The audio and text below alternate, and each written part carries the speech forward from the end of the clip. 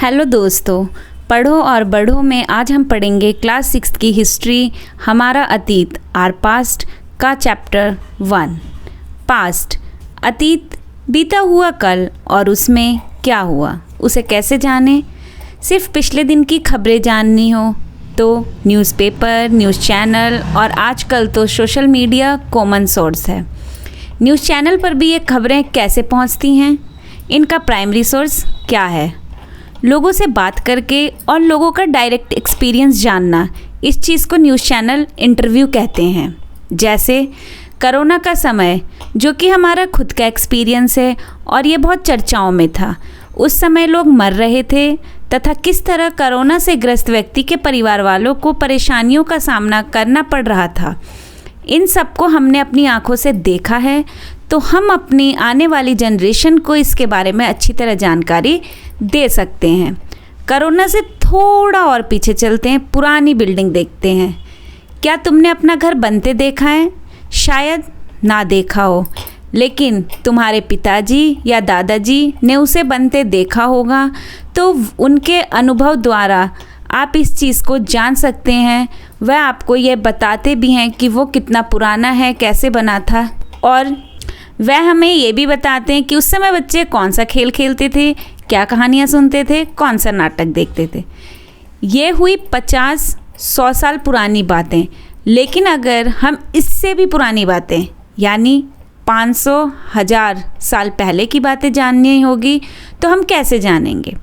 क्या तुम लाल किला गए हो? क्या तुम अमृतसर के गोल्डन टेम्पल गए हो? क्या तुमने कुतुब मीनार को देखा है? क्या तुम ताजमहल गए हो? अच्छा, पिक्चर में तो ताजमहल सभी ने देखा होगा। वो कितना पुराना है ये कैसे पता लगता है?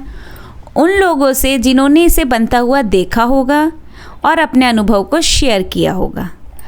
अब पास्ट में और भी पीछे चलते हैं। लाखों साल पहले लोग कहाँ रहते थे, क्या खाते थे, क्या करते थे? लोग कहाँ रहते थे? कई लाख वर्ष पहले लोग नर्मदा नदी के किनारे रहते थे।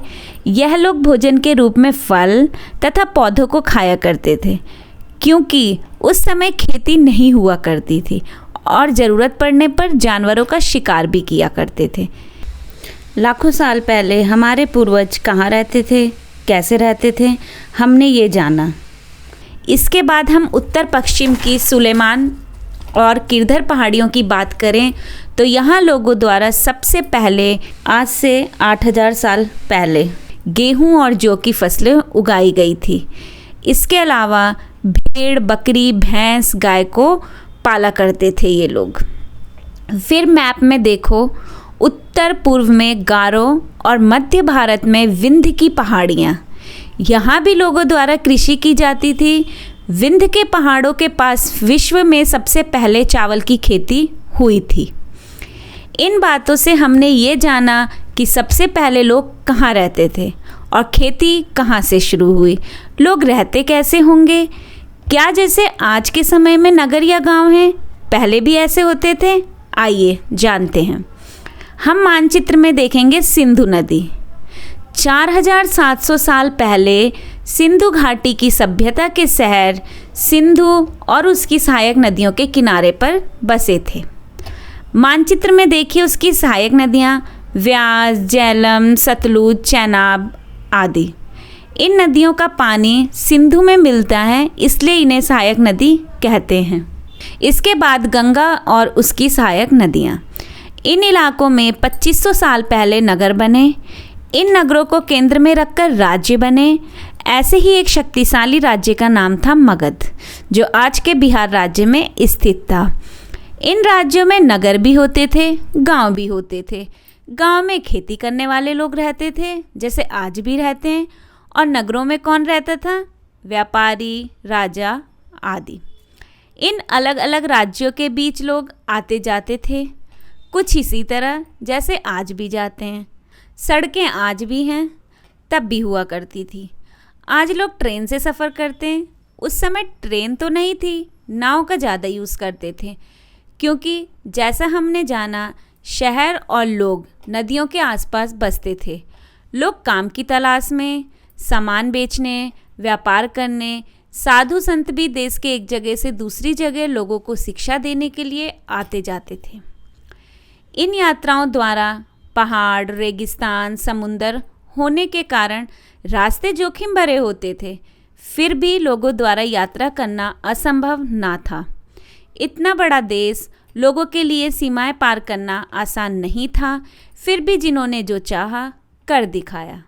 जैसे जिसने पर्वत की ऊंचाइयों को छूना चाहा, छू लिया, और जिसने गहरे समुंदर को पार करना चाहा, कर लिया।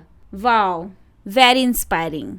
हमारे पूर्वजों ने यह जब किया तो हम क्या कुछ नहीं कर सकते। हमारे देश का नाम क्या है? India, that is Bharat. अपने देश के लिए हम प्राय इंडिया या भारत जैसे नामों का उपयोग करते हैं। पश्चिम से लोग जब हमारे देश में आते थे तो उनका सबसे पहला पड़ाव होता था सिंधु नदी और उसके आसपास बसे शहर और गांव।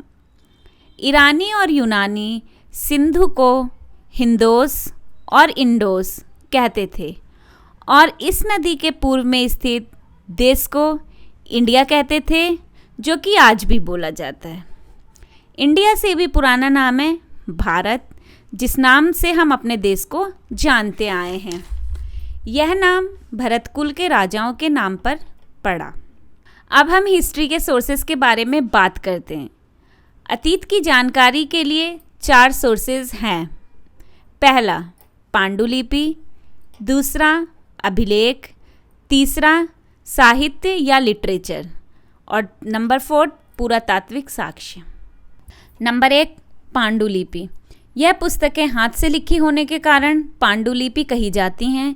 इंग्लिश में इसे मैन्युस्क्रिप्ट कहा जाता है, जो लैटिन शब्द मैन्यू से लिया गया है, जिसका अर्थ हाथ से निकला है। यह पांडुलिपियाँ ताड़पत्रों और भोजपत्रों पर लिखी मिलती हैं।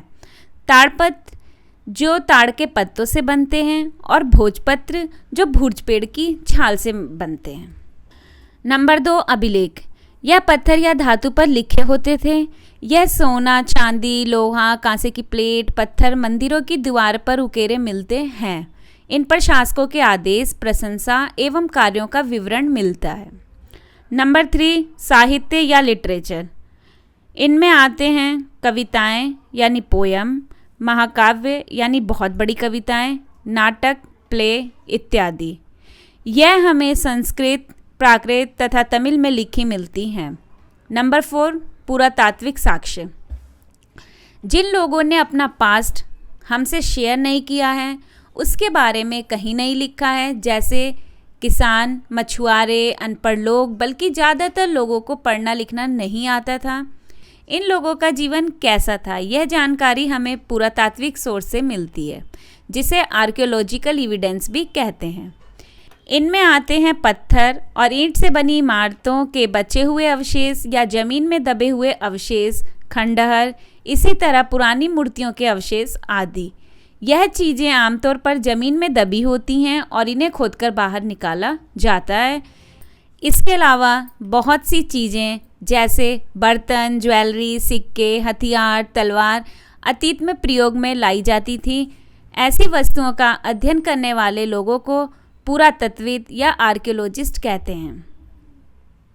अलग अलग सोर्सेस से हमें अतीत के अलग अलग पहलुओं के बारे में पता चलता है। अगर हम किसी एक सोर्स से ही अतीत को जानने की कोशिश करते हैं तो हमें पास्ट की अधूरी तस्वीर ही मिलती है। जैसे साहित्य, लिटरेचर में हमें ज़्यादातर समाज के अमीर लोग जैसे राजा, व्यापारी इत्यादि के बारे में पता चलता है, लेकिन किसानों के घर कैसे होते थे और किस चीज़ की खेती करते थे, यह हमें पुरातात्विक साक्ष्यों से खुदाई करके पता चलता है। जितने सोर्सेज उतने अतीत। जब हम सभी सोर्सेज को एक साथ जोड़कर देखते हैं तो हमारे पास्ट की एक कंप्लीट पिक्चर मिलती है।